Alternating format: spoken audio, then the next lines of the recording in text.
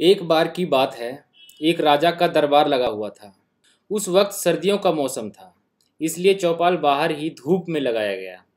राजा लोगों की अपील सुन रहा था और सब कुछ ठीक ठाक चल रहा था।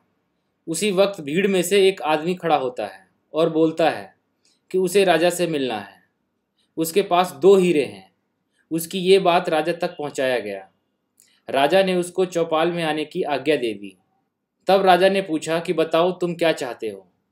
फिर उस आदमी ने कहा कि मेरे पास 2 हीरे हैं, एक असली है और एक नकली है। आज तक इसकी परख कोई नहीं कर पाया कि असली कौन सा है और नकली कौन। अगर आप मुझे बता दें कि कौन सा हीरा असली है और कौन सा नकली, तो इस हीरे को मैं आपके खजाने में दान दे दूंगा।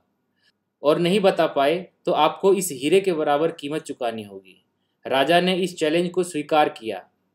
हीरे पहचानने की प्रक्रिया शुरू हुई।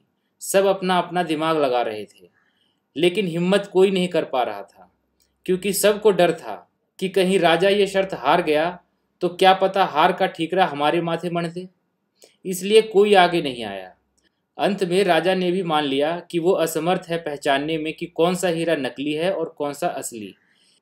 लेकिन तभी उसी वक्त भीड़ में से एक अंधा बुजुर्ग खड़ा हुआ और बोला कि यदि मुझे मौका मिले तो मैं बता सकता हूँ कि असली हीरा कौन सा है और नकली हीरा कौन सा।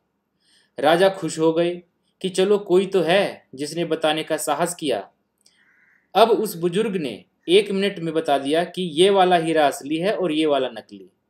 सब लोग दरबार में अचंभित रह गए कि ये इस अंधे बुजुर्ग ने कैसे पहचान लिया। राजा ने उनका धन्यवाद किया कि आपने राज्य की इज्जत बचा ली और अब ये हीरा राज्य के खजाने में आ रहा है, अन्यथा हमें इस हीरे जितनी कीमत चुकानी पड़ती। राजा ने बुजुर्ग से निवेदन किया कि आप हमें ये बताओ कि आपने इस हीरे को पहचाना कैसे। आप तो देख भी नहीं सकते। तब बुजुर्ग ने राजा को बताया, और जो बताया आप इसे ध्यान से सुनना। बुजुर्ग बोला कि ये पता कर पाना बहुत आसान था, क्योंकि जो असली हीरा था वो ठंडा था और नकली हीरा गर्म था।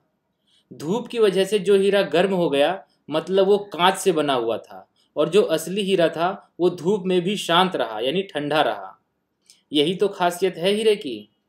दोस्तों, हम भी तो कभी कभी ऐसे ही गर्म हो जाते हैं, जिनकी वजह से कई बार रिश्तों में दरार आ जाता है और रिश्ते खराब होने लगते हैं।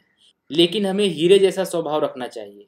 परिस्थिति चाहे कैसी भी हो, अगर हम ठंडे रहेंगे तो इससे हमारा ही फायदा है। कुल मिला के बात यही है, हीरा बनिए कांच नहीं, क्योंकि हीरे जितनी इज्जत कांच को नहीं मिल सकती।